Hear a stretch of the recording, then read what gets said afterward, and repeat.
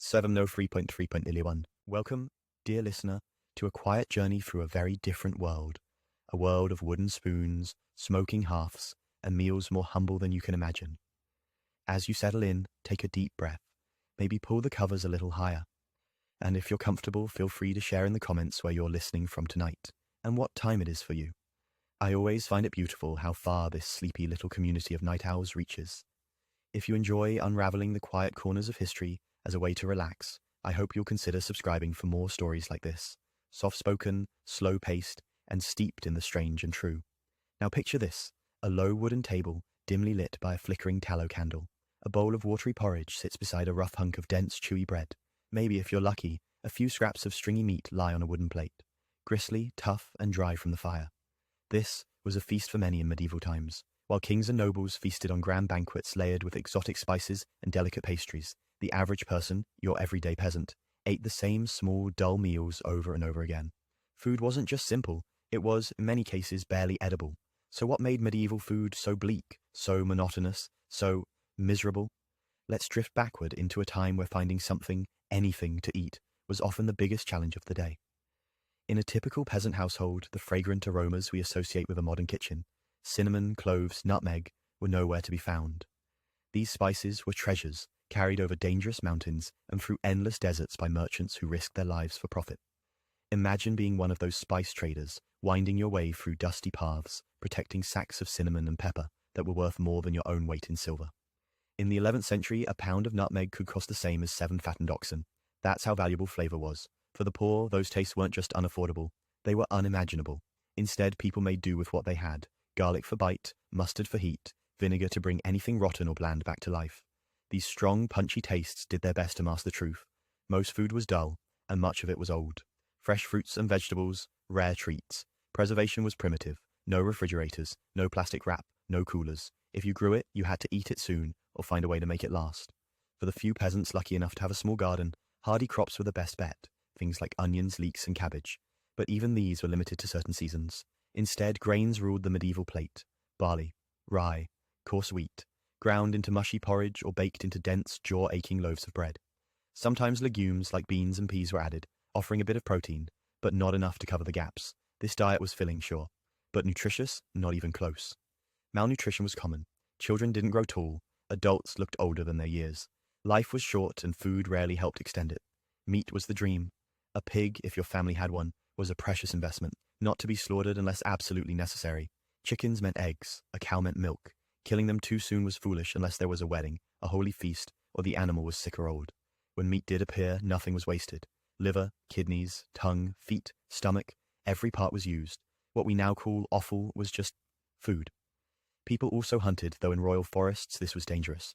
Poaching was a crime, punishable by harsh penalties, sometimes even death.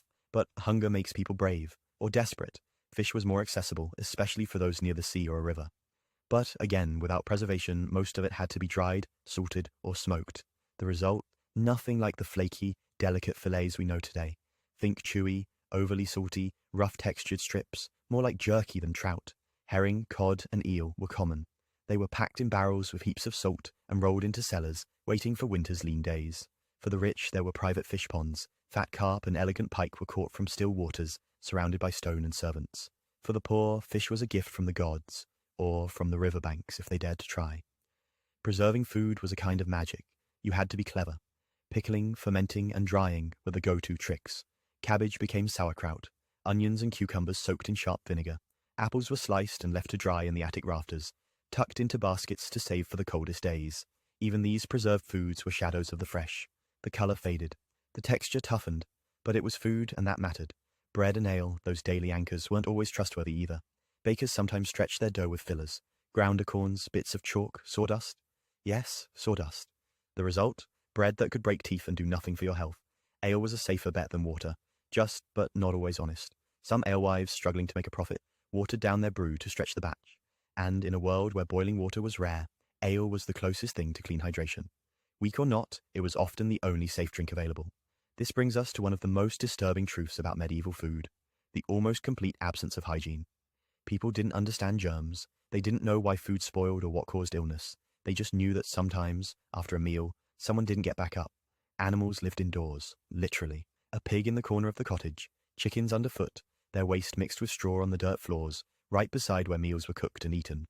In cities, the situation was worse. Trash piled high, human waste ran down the gutters, rats and flies ruled the alleyways, market stalls buzzed with filth, and so foodborne illness spread freely. Diarrhea, dysentery, fevers, even kings weren't safe. King John of England in 1216 reportedly died after indulging in peaches and fresh cider, a combination that likely triggered a fatal case of food poisoning. The Black Death, that unspeakable plague, spread in part because of how food was handled, how animals were kept, how people lived too close, too densely, and too dirty. And still, they ate, they cooked, they shared what little they had, they told stories around meals, they made soup with bones and dreams, bread with sorrow and love. Because food wasn't just about survival, it was about connection. The next time you open your fridge, glance at your spice rack, or take a sip of clean, cold water, take a second to remember this world. Not to pity it, but to honor it. Because what you have is a miracle built on centuries of struggle, and we're only just beginning. So I'm offering free now to him. Now that we've wandered through the flavors, such as they were, of daily medieval meals, let's take a deeper look at the rhythm of eating itself. Because food wasn't just a matter of taste, it was a matter of time. In the medieval world, mealtimes followed the sun, not the clock. There were no neat meal schedules like breakfast at 8, lunch at 12. Instead, eating was often dictated by labor, by prayer, by whatever could be foraged or reheated, or, frankly, by hunger.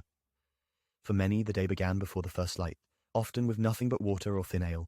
If they were lucky, maybe a bit of leftover bread from the night before. Breakfast, as we understand it, wasn't common among peasants. It was seen by some elites as a sign of weakness or overindulgence.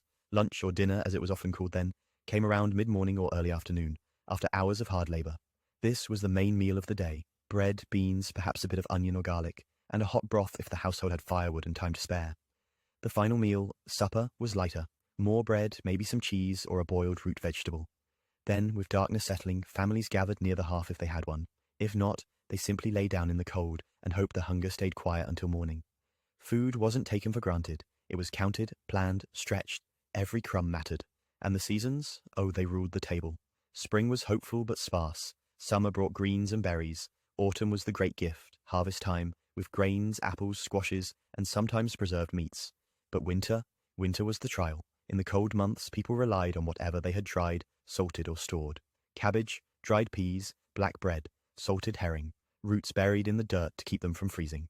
It was during these months that soup pots became salvation. You'd throw in what little you had, bones, herbs, scraps, and boil it for hours, sometimes for days, adding water as needed, hoping flavor clung to the bottom of the pot. These weren't meals as much as they were rituals, acts of survival that brought people together around smoke and steam and silence. In monasteries, where rules were strict and silence was prized, food took on another dimension. Monks typically ate 2 meals a day, and what they ate depended heavily on the order they belonged to. Benedictines, for example, followed a rule that emphasized simplicity. Their diet excluded meat, relied heavily on legumes and bread, and often included wine, though watered down. Meals were eaten in silence, with one monk reading scripture aloud. Talking was discouraged. Eating was meant to be a form of devotion, not indulgence. Even so, monastic communities fared better than peasants. They had resources, labor, and most importantly, time to prepare. Their food might have been plain, but it was clean, regular, and generally sufficient. Contrast that with prisoners, whose meals, if they came at all, were delivered with disdain. Prisoners often survived on moldy bread and water. In some places, if family or friends didn't bring food from the outside, inmates would simply starve. Jails weren't responsible for feeding you. If you were forgotten, you faded. But it wasn't all bleak. There were festivals, feast days, moments of abundance. The church calendar was dotted with holy days that disrupted the grim routine. And on those days, even the poorest hoped for something different. A roast pig for the village, a communal stew, a sweet pie if someone had honey or dried fruit to spare. Lords might distribute bread to the needy. Priests would bless meals. Children would dance in the mud, faces smeared with crumbs. On rare days, joy lived in the mouth, but such days were few. The church, while generous in some seasons, also imposed strict rules on what could be eaten and when. Fasting was expected. Meat was forbidden on Fridays during Lent and on various other holy days. Fish became the fallback, though not everyone could afford it. Creative substitutions were born from these rules. Beavers, for instance, were considered fish because of their aquatic lifestyle. So yes, during Lent, people in some regions ate beaver tails. Barnacle geese, believed to grow from driftwood, were also considered acceptable. Eels, absolutely. Their slippery bodies could be pickled, stewed, fried, or smoked. It might sound strange now, but back then these were clever workarounds. in a system that balanced piety with hunger. People weren't being irreverent, they were being realistic, because laws are easier to write than hunger is to ignore. Food also played a role in status, visibly and powerfully. What you ate, how you ate it, and with whom you ate, said everything about your place in the world. Nobles dined in halls with long tables, silver platters, and liveried servants. They drank wine, nibbled on candied fruits, and tasted meat seasoned with exotic spices. Their dishes were not just meals, they were statements. Gilded pies with live birds inside, roasted peacocks redressed in their feathers, jellies moulded into castles, and at the other end of the table, or more accurately, outside the castle entirely, the poor chewed their brown bread and watched smoke rise from places they'd never enter. The contrast wasn't just culinary, it was spiritual, because food was moralized. Too much was a sin, too little was a test. Gluttony was one of the 7 deadly sins, but so was pride. A noble who ate too lavishly might be condemned as quickly as a peasant who stole bread for their child. Food was body, and food was soul. And in a world shaped by the church, what you ate became a reflection of your virtue, or your failure. So people prayed over their meals, not just out of habit, but out of fear. They thanked God for cabbage and crusts. They begged forgiveness for indulgences. They fasted to purify the body. They cooked to nourish the spirit. In this way, food became more than survival. It became theology. It became community. It became memory.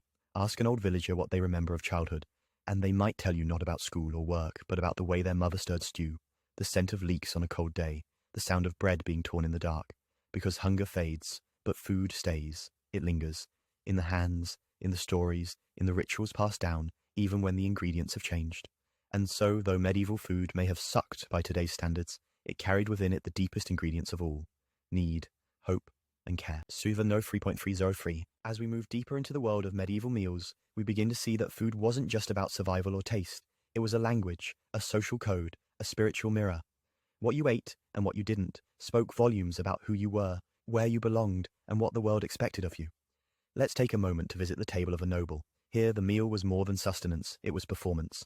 Servants moved silently between long oak tables, carrying trenchers made from stale bread, used as edible plates. On them sat roasted meats glistening with grease, rich stews fragrant with herbs, delicate pastries stuffed with fruit and nuts, and glimmering jellies molded into elaborate shapes.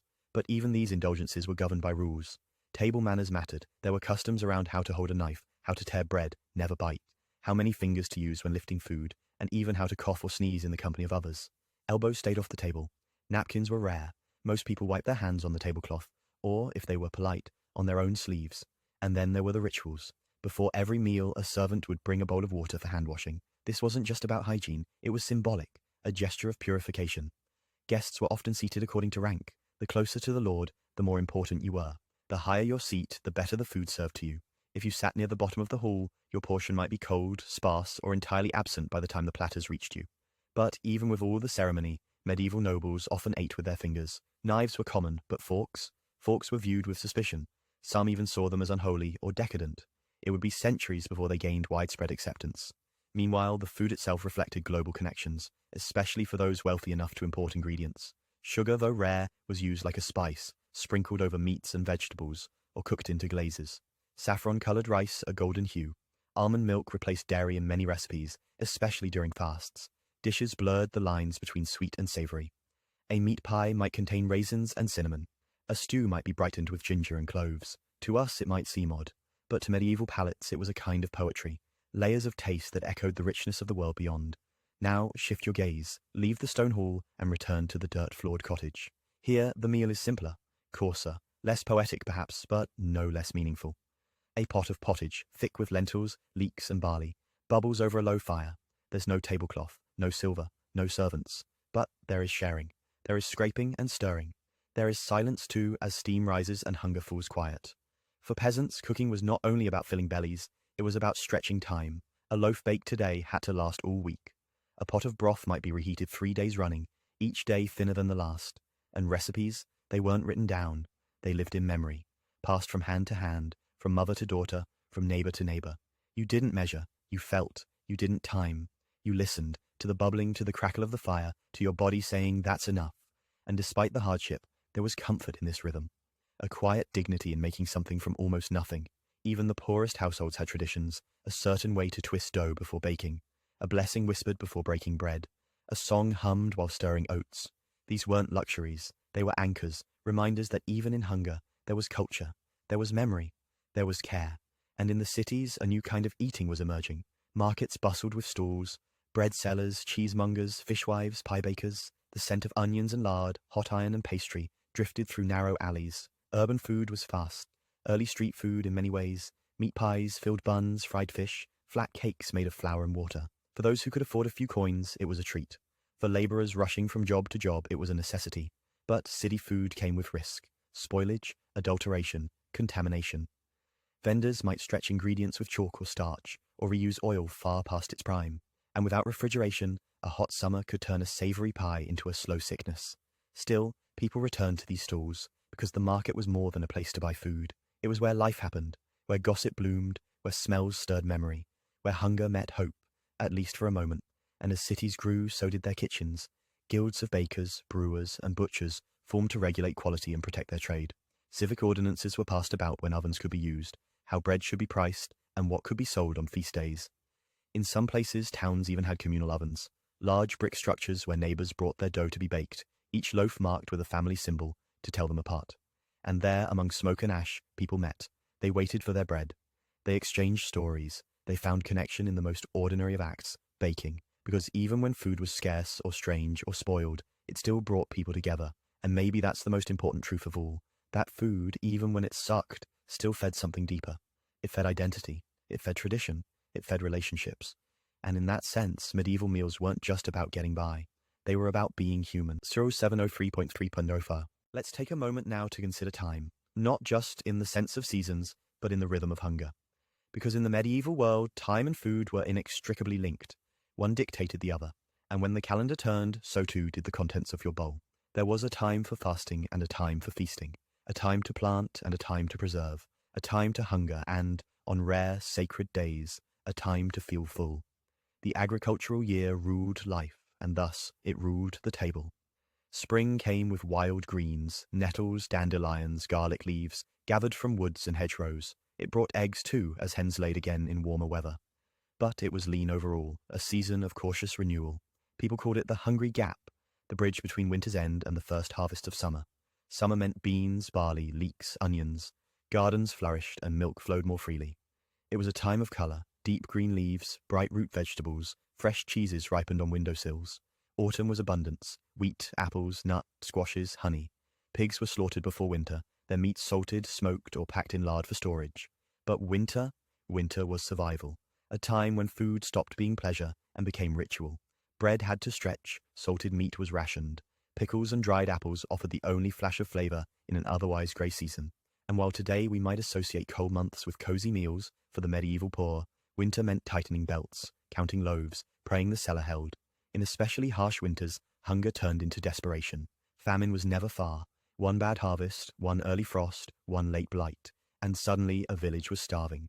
And hunger changes people. It makes them inventive, and it makes them afraid.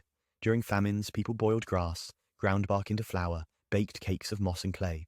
There are accounts of people eating leather, chewing on straw, boiling bones that had already been picked clean years earlier. In 1315, when a great famine struck northern Europe, people spoke of eating cats, dogs, even children. Chronicles record bodies being dug from graves and consumed in secret. We cannot know how widespread these horrors were, but we know this: hunger humbles. It strips away pretense. It teaches what it means to ache without end, and it left a mark, not just on bodies but on culture.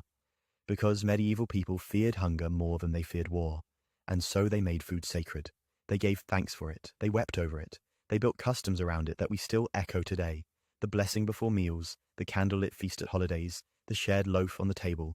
Even fasting, oddly enough, was a kind of reverence. The church taught that abstaining from food brought one closer to God, that the pangs of the stomach echoed the needs of the soul. And so fasting days multiplied: Fridays, Lent, Saints' days, Vigil days. Often nearly half the year was restricted in some form. But in those restrictions, creativity bloomed. Cooks found new ways to prepare fish, new techniques for vegetable stews. Almond milk became a staple. Dried fruits were soaked and sweetened into pies. It wasn't always joyful, no, but it was intentional, and intention in food is powerful. Now imagine the feast, after the fast, after the famine, after the silence of empty plates. There was joy, real, radiant joy. The feast wasn't just about abundance, it was about permission, to eat, to sing, to laugh with your mouth full. Weddings, harvests, saints' days, the birth of a child, the death of winter, these were the moments when the rules loosened and the pot boiled over. And what mattered wasn't what you ate, but who you shared it with. A neighbor, a stranger, an elder with shaking hands and stories too old to be true. There was, Inkem, in those meals, a reminder. You were alive. Still. Together. Food connected more than just families. It tethered villages. During feast days, it was common for the wealthy to distribute bread or ale to the poor. A gesture of charity, yes, but also one of social stability. A reminder that everyone, high or low, belonged to the same cycle of hunger and harvest. Even in monasteries, communal eating was part of spiritual life.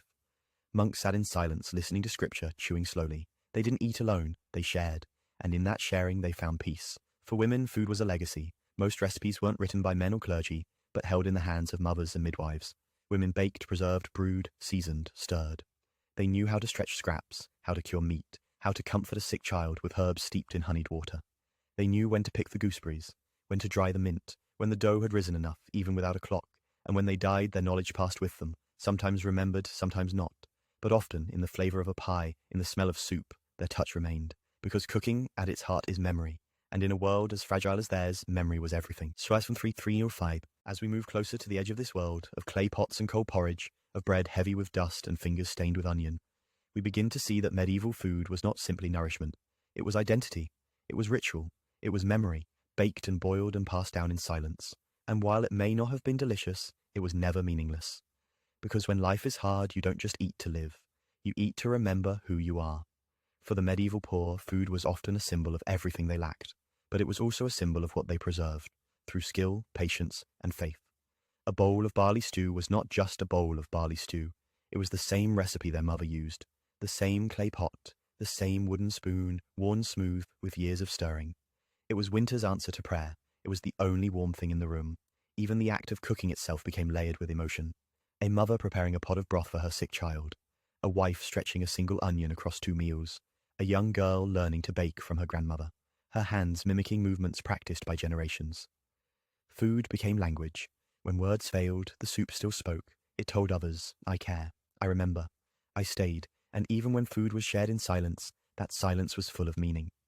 At harvest, the community gathered, not just to work, but to break bread together. Entire villages would share loaves baked in communal ovens, meat roasted on spits in the open air, bowls passed from hand to hand, laughter shared under fading summer light.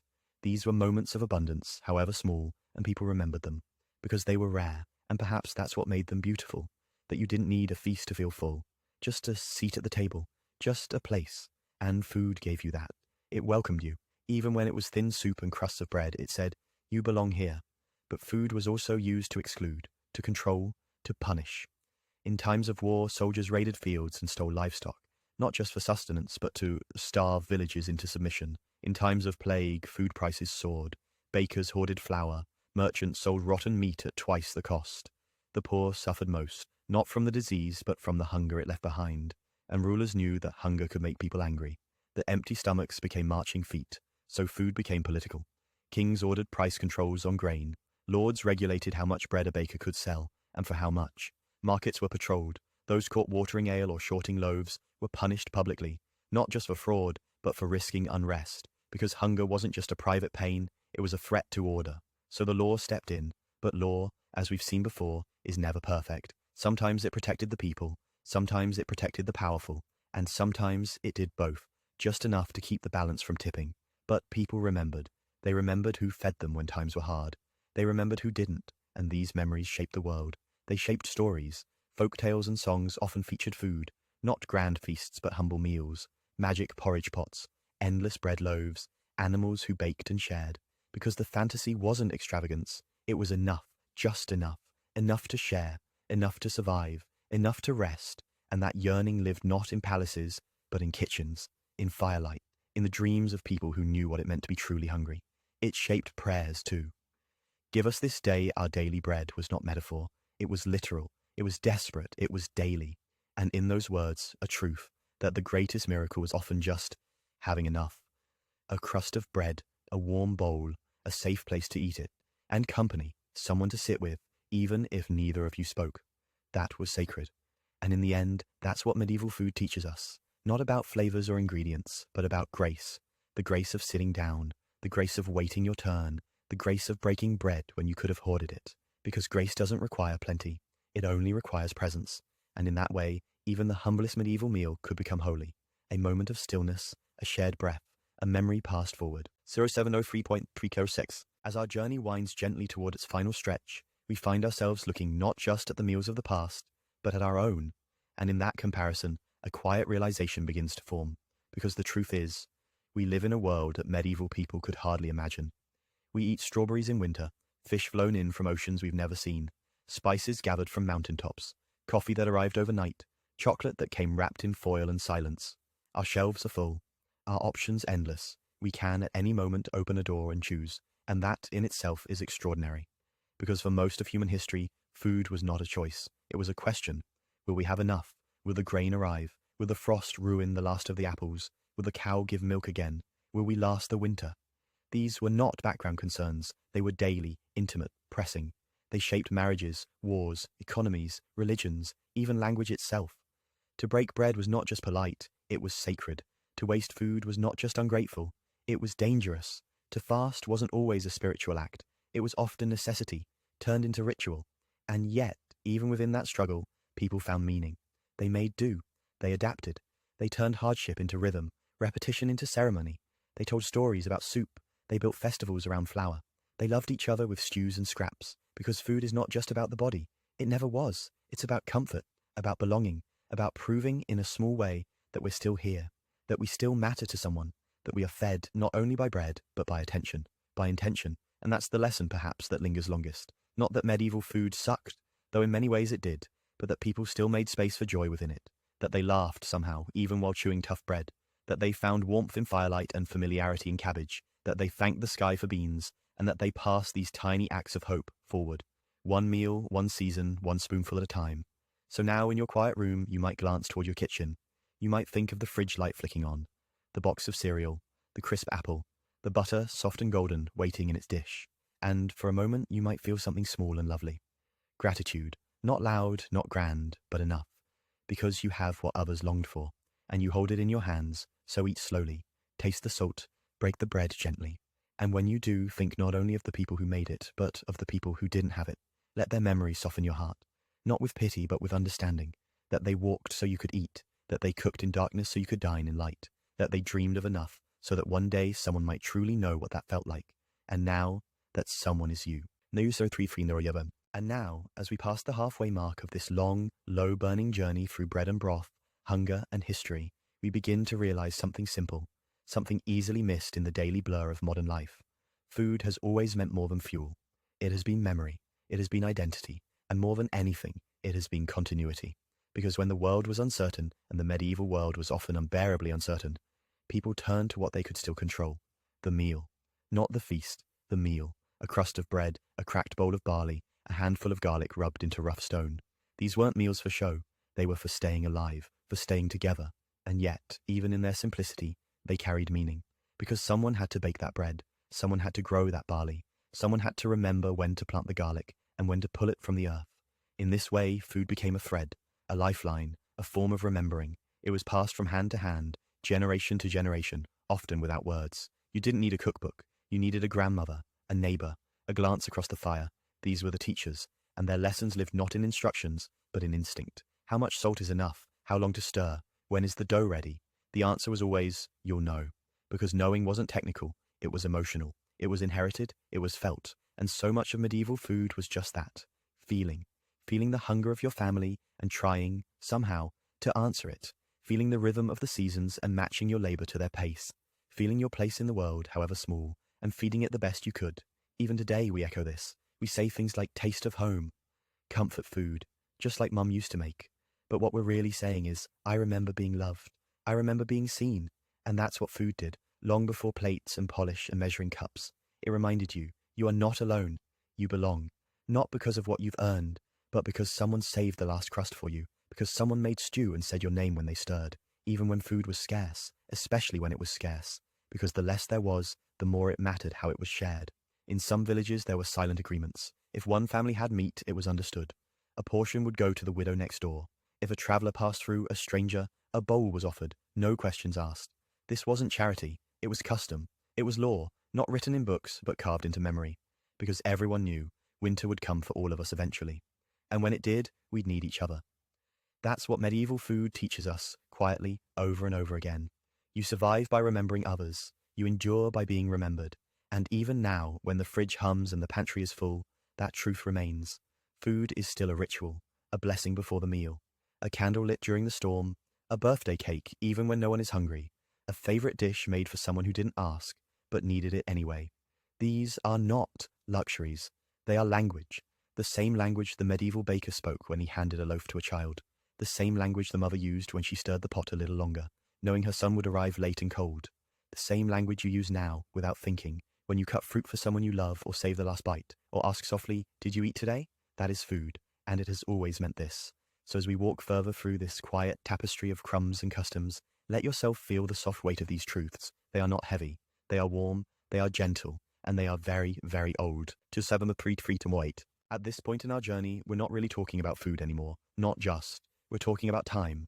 Because food, as it turns out, is one of the only ways time can be carried in the hands. It spoils, yes, but it also preserves. Not just flavor, but memory, culture, presence. A medieval meal, no matter how simple, was a message across generations. It said, this is what we've kept alive. And sometimes, what they kept wasn't a recipe. It was a ritual. The way you kneel near the hearth to stir a pot slowly. The rhythm of pounding grain with a wooden pestle. The feel of coarse bread dough between your fingers on a cold morning. None of that came from books. It came from watching, imitating, repeating until the movement became muscle, until the muscle became memory, and memory in turn became survival. Because when so much of life was fragile, when illness could sweep away a household, when frost could kill a harvest, there had to be something that stayed. Food became that something. Not the ingredients, not even the taste, but the motion of making, the care, the return to the pot day after day, even when there was nothing new to put in it. And so medieval kitchens, however humble, were places of quiet resilience. Not glamorous, not even always warm, but sacred in their own stubborn way. Because they were where life continued, where loss was softened by the act of feeding someone else, where grief sat in silence beside the bread, where hope, though quiet, rose like steam. It wasn't always beautiful. Food could be a source of shame, of want, of division, but it was also where forgiveness happened. Here, someone might say, handing over half a crust, take this, I'm sorry, or eat with me, you're welcome here.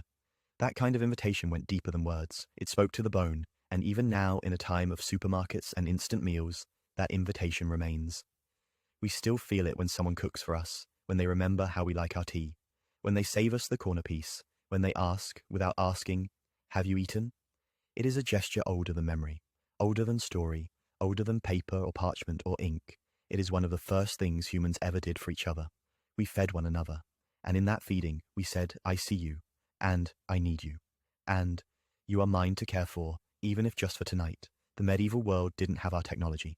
It didn't have nutritionists or food pyramids or delivery apps, but it had this, the knowledge that food meant more than fullness, that it could be a promise, a peace offering, a prayer. It could be the way you taught someone to wait, the way you asked them to stay, and perhaps that's why we still gather around tables today, not just to eat, but to remember how to be together, to look at one another without distraction, to say with our hands and our plates and our quiet attention, I am here.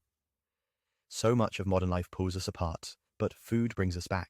It hums beneath the noise, like an old song we half remember, but still recognize, and in that hum is history. Of bakers who rose before dawn, of children who chased chickens across courtyards, of grandmothers who pressed herbs between stones, of mothers who stirred with tired hands, of strangers who sat beside fires and shared more than just soup. This is the true recipe, unwritten but known, passed not with words but with warmth, and you, whether you realize it or not, are part of it. Every time you cook, every time you offer, every time you listen over dinner, you carry them with you, the people who came before, the ones who cooked when food was scarce, who laughed when the bread was burned, who still tried again and again to make something good, from very little, from almost nothing, from love. And so we keep walking, through fields long harvested, past ovens gone cold, into the quiet where stories settle. The world of medieval food has grown distant, but its echoes haven't faded. They live in us, not in the ingredients perhaps, but in the gestures, in the instinct to offer, to wait, to remember. Because the deeper truth is this, food in every time and place has never been just about hunger. It has always been about connection. Connection to the land, to the season, to the person beside you, and to the ones who came before. In the Middle Ages, people did not have the words we have now about nutrients, sustainability, cultural cuisine, but they had their own vocabulary. one made of touch and taste and repetition. They knew the shape of their world through food. They knew when spring had truly arrived, because the first green shoots tasted like pepper. They knew if a neighbor was struggling, because the stew thinned too quickly. They knew if a guest was worth trusting, by how they held a spoon, how they waited before eating, how they broke bread. These weren't formal judgments, they were felt, and they stitched people together. In a world where language often failed, where literacy was rare and writing reserved for the elite, food was the text everyone could read, and everyone contributed. A borrowed recipe, a saved seed, a remembered spice, a pie crust taught with care, and from these pieces came something resilient, culture, not the kind carved in stone or painted on chapel walls, but the kind made in kitchens, in gardens, in cellars and shared bowls. It was ordinary, it was daily, but it endured, and through it people endured too. So perhaps the point is not just that medieval food was hard, that it was bland or risky or strange. The point is that people still made meaning out of it. They still blessed it, still shared it, still found beauty in the bite. And that tells us something, not just about them, but about ourselves. Because even now, in a world of convenience and variety, we are still drawn to the ritual of food. We still gather for meals on special days, still ask about someone's favorite dish, still pass down recipes that are really stories. We still look at a steaming bowl and feel cared for. We still bring soup to the grieving, cake to the celebrating, bread to the new neighbor, because these acts say what words can't. They say, I see you, I'm with you, I want you to stay. And that's not modern, that's ancient, older than kings, older than cathedrals, older than the written word. It's human. So perhaps tonight let this story sit with you, not as a history lesson, but as a mirror. Let it remind you of your own rituals, your own childhood meals, your own memories of being fed, not just with food, but with love. And let that reminder soften you. Let it make you gentler, not just toward the past, but toward the present, toward yourself, because we live in a time of noise, a time of rushing, scrolling, skipping meals, eating alone. But even now we can pause, we can light a candle, we can pour a cup, we can ask someone to sit down with us, and in that moment, however small, we make room for something timeless, something holy, not because the food is perfect, but because the act is, and it always has been. No 703.3%. So now, at last, we arrive. Not at a banquet, not at a market, but here, at this quiet edge of the story, the part where time grows soft and history begins to blur into dream. You've walked with me through a world where bread was life, where soup was hope, where hunger shaped not only the body, but the soul. And now, as the candle dims, we sit together, at no table, yet sharing something all the same, a story, a memory, a meal made of words. You see, we began with a title, Why Food Sucked in Medieval Times. And yes, by modern standards it did. The flavors were simple, the options limited, the risks real. But perhaps that's not the full truth. Perhaps food didn't suck. Perhaps it simply asked more of us, more patience, more attention, more reverence.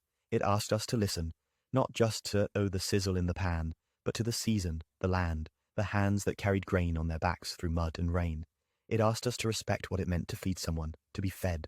And in that asking, it taught us. It reminded us that food is never just food. It is context. It is care. It is 1,000 tiny choices that say, I am still here, and you are still welcome. In the Middle Ages, that welcome looked different. It wasn't polished, it wasn't plated. It was a ladle dipped into the pot, a crust torn in half. A child offered the last spoonful. These acts were not celebrated, but they mattered. They kept the world turning quietly. And tonight, as you breathe deeply and close your eyes, you carry them with you. Every time you make tea for someone, every time you pass a dish, every time you pause to say, here, try this. You echo them. The bakers who rose before dawn, the mothers who made do, the grandfathers who wrapped cheese in cloth and told stories with crumbs, the strangers who shared fish in silence. They are still with us, not in the food, but in the feeling of being seen, of being invited in, of being enough. So let that stay with you tonight. Let it rest beside you like a warm bowl on a cold table. You do not need a feast. You do not need perfection. You need only this, someone to share with. And if tonight that someone is only yourself, that's okay too. Feed yourself gently, drink slowly, breathe deeply, and remember, the people who came before you survived. With less than you have, with colder winters, with thinner stews, they survived because they kept feeding one another, even when they were tired, even when they were scared, even when they had only half a loaf left. They chose to give, to nourish, to love through the smallest acts, and you can do the same. So rest now, gentle soul. Let history dim like the coals in a hearth. Let the names fade. Let the noise fall away. You have listened well, you have traveled far, and in doing so you've done something very old. You've kept a story alive, and stories, like soup, are better when shared. Good night.